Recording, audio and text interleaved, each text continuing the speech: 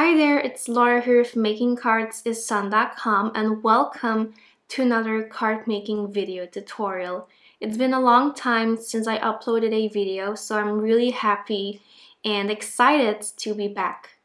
In this video, I'm using the O Kitty Tree stamp and die cut set from Mama Elephant to create a really cute Christmas card that would be perfect for any cat lovers. So let's get started.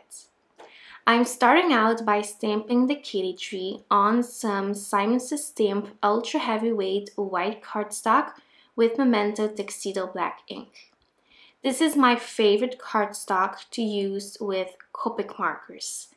I tried out coloring on Nina Solar White cardstock and it didn't really work for me.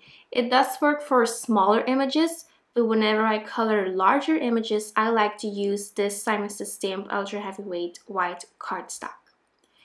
So I started out by coloring some turquoise details with BG13, BG32, and BG11.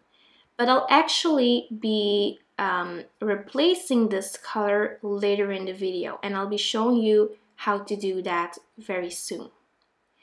So then for my yellow details, I'm using Y04 and Y00. Next, I'm using some shades of red for these little Santa caps. I'm using R29, R24, and R22. I always start out with my darkest shade, then I move on to my mid-tone color, and then finally I use the lightest marker to add some highlight. Sometimes I also like to use only 2 shades for a color. So in that case, I just use my darkest color and then move on straight to the lightest color. Here I'm also going to add some green. I'm using YG17 and YG03 to do that.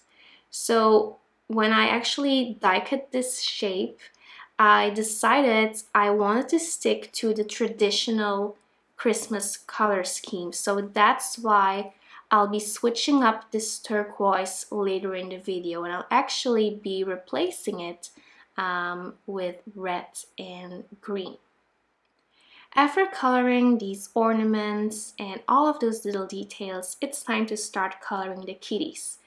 So it took me a while to color all of these since it's such a large image, but I keep my coloring kinda simple, so it didn't take me that long. I think if you would use like a really fancy technique or like a really advanced technique, it would take even longer.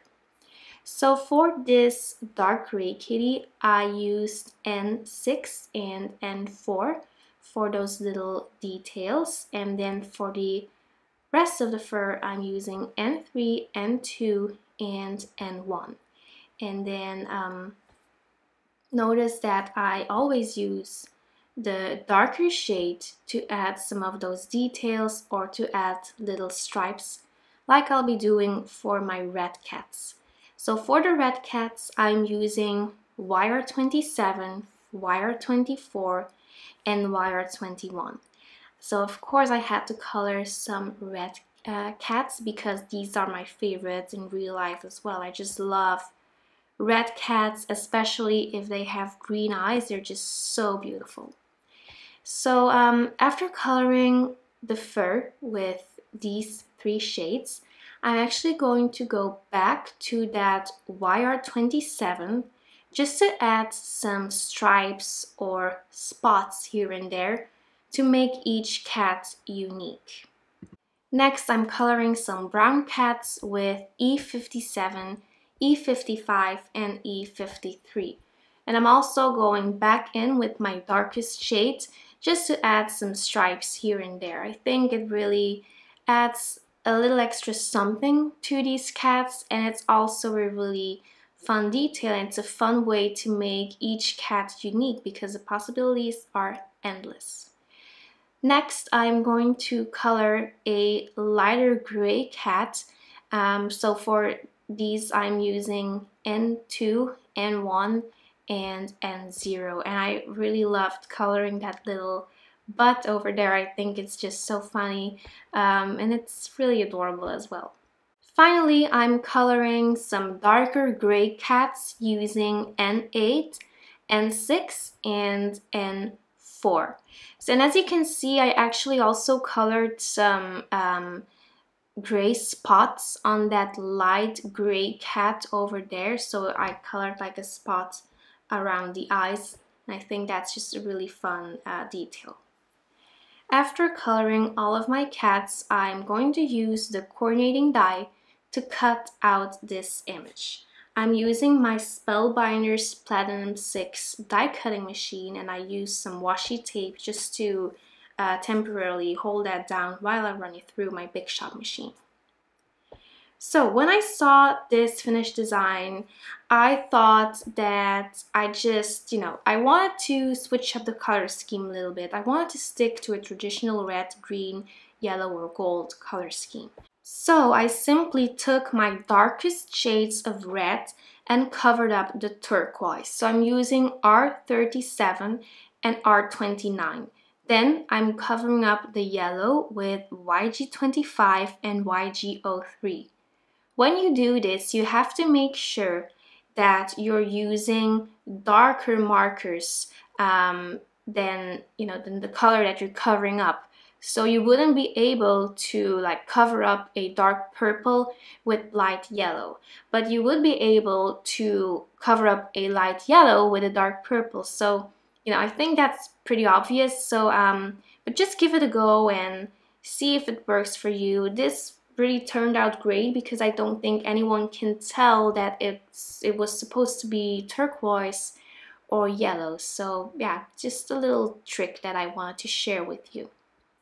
I'm going to create an ombre or gradient background piece to adhere my kitty tree on, and I'm using some mini distress ink to do that. I'm using Festive Berries, Abandoned Coral, and Picked Raspberry. These three colors work really great together, and it took me a while to get like a nice blend. But what really helps for me, or what works for me, is to always go back to your first color. So for example, I first added Festive Berries and I added Abandoned Coral, but then I went back to the Festive Berries to create a nice gradient between the Festive Berries and the Abandoned Coral.